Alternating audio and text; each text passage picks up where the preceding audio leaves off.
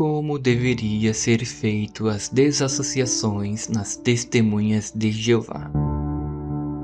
Olá, bereanos! Neste vídeo eu pretendo mostrar como deveria ser feito as comissões judicativas e desassociações na religião das testemunhas de Jeová. Eu preciso salientar que a minha crítica tem como objetivo mostrar o erro a fim de ser corrigido para o benefício espiritual de todos.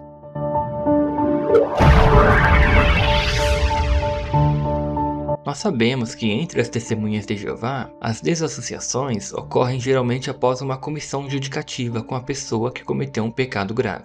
Porém, as comissões não podem ser presenciadas por outros e muito menos gravadas. Isso pode dar base para acontecer muitas injustiças, pois se aumenta a margem de erro, visto que a execução da comissão é feita praticamente em segredo, e os demais têm que confiar que a liderança, os chamados anciãos, façam um bom trabalho julgando a pessoa, e isso nem sempre acontece.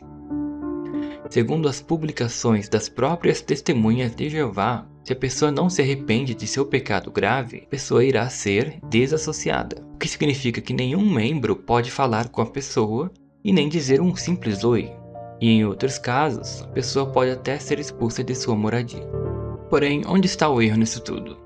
O erro está em formar uma comissão judicativa de forma fechada, porque essa não é a forma mais fiel às Escrituras. A Bíblia não fala de uma comissão judicativa onde 3 anciãos se juntam para julgar alguém longe do resto do povo.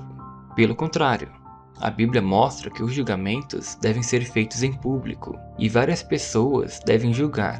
Nós lemos isso em Deuteronômio, capítulo 21, versículos do 18 ao 21, que diz: Se um homem tiver um filho obstinado e rebelde, que não obedece ao seu pai nem sua mãe, e eles tentaram corrigi-lo, mas ele se recusa a ouvi-los, seu pai e sua mãe devem pegá-lo e levá-lo para fora aos anciões no portão da cidade, e dizer aos anciões da cidade: Este nosso filho é obstinado e rebelde, ele se recusa a nos obedecer, é glutão e beberrão. Então todos os homens da cidade devem apedrejá-lo até a morte. Assim, elimine o mal do seu meio. Todo Israel ouvirá a respeito disso e ficará com medo.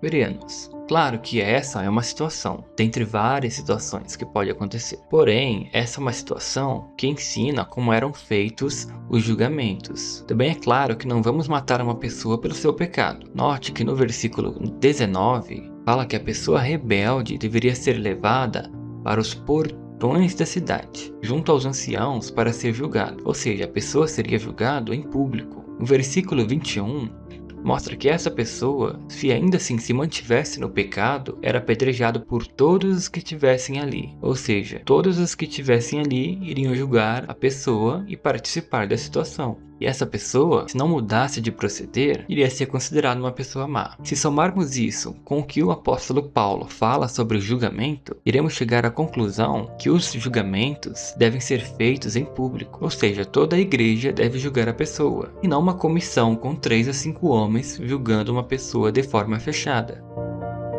Vejamos o que diz 1 Coríntios capítulo 5, versículos 12 e 13.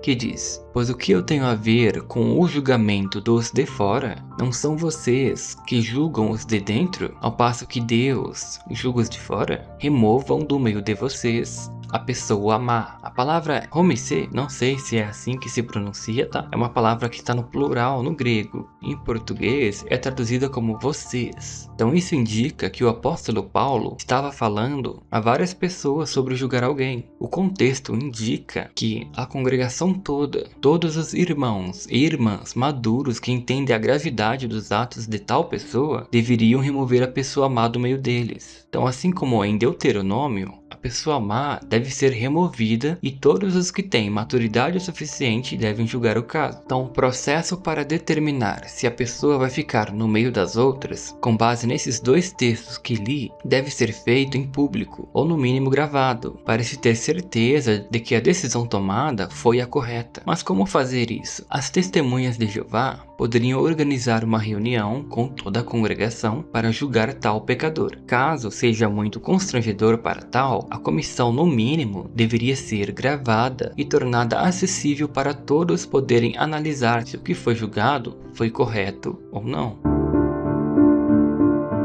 Se a organização das Testemunhas de Jeová seguisse mais de perto o exemplo dos julgamentos feitos nos tempos bíblicos, a margem de erros seriam muito menores. Mas, infelizmente, a desassociação é mal aplicada.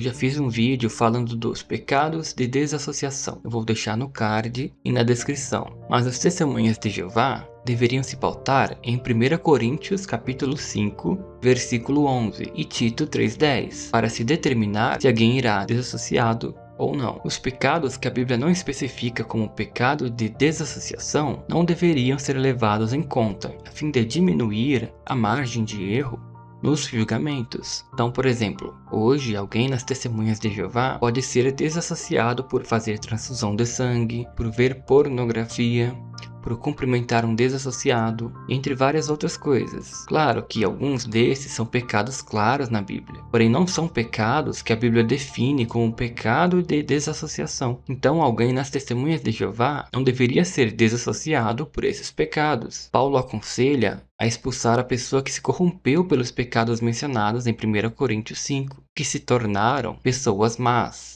e não pecadores arrependidos. Eu vou deixar também a análise de um vídeo na descrição e nos cards, onde mostra que o que pode acontecer numa comissão judicativa pode ser muito injusto. Bom, esse foi o vídeo, então espero que tenha feito uma crítica construtiva a respeito desse assunto. Coloca nos comentários para mim o que você achou da minha crítica. Acha válida? Como deveria ser feita a expulsão de alguém dentro de uma congregação nas Testemunhas de Jeová? Coloque aí nos comentários que eu quero ler. Se gostou, deixe seu like, compartilhe o vídeo, se inscreva no canal. As referências estarão na descrição. Muito obrigado e até o próximo vídeo.